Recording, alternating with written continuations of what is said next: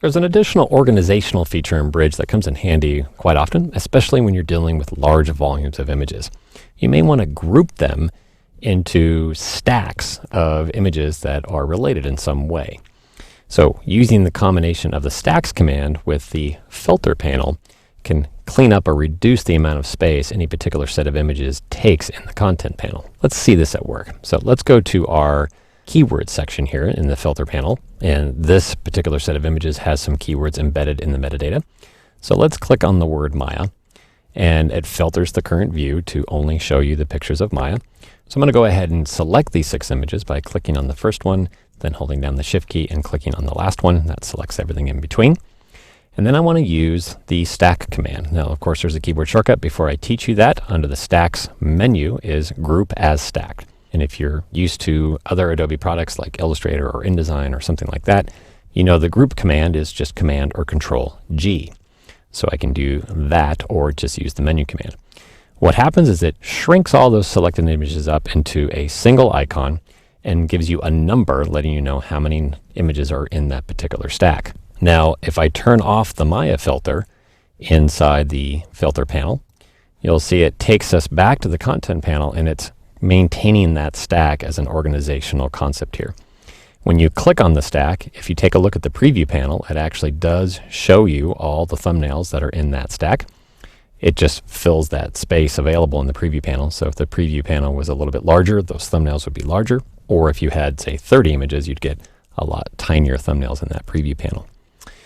If you put your mouse over the number, it gives you a little finger. And if you click on the number, it will expand the group and show you all the images in the group. If you click on the number again, it will collapse the stack. There's also a menu command and a keyboard shortcut for doing this.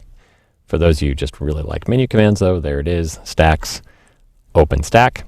And then, of course, the keyboard shortcut is Control right arrow or Command right arrow to open the stack, Command left arrow, Control left arrow to close the stack. Again, I still think it's easier just to click on the number to open or close the stack.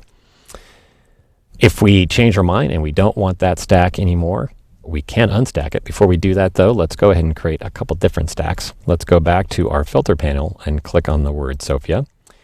That shows us just those images. We'll go ahead and do a select all, Command or Control A, and we'll turn this set of images into a stack as well. Command G, Control G, and now it tells me I've got 16 images in that stack. Let's go back to turning off the Sophia filter in the filter panel. And now you can see the same set of images, 44 images now, have been organized a little bit tighter to group all the images that are similar. So the remaining category in this particular set of example images are all the images of the sisters together in the frame. So again, let's click on the word sisters in the filter panel to select all of those. We'll do a Command A or Control A to select the images in the content panel, and Command or Control G, or again, stacks, group as stack. And there we have 22 images there. Let's turn off the sisters filter in the filter panel.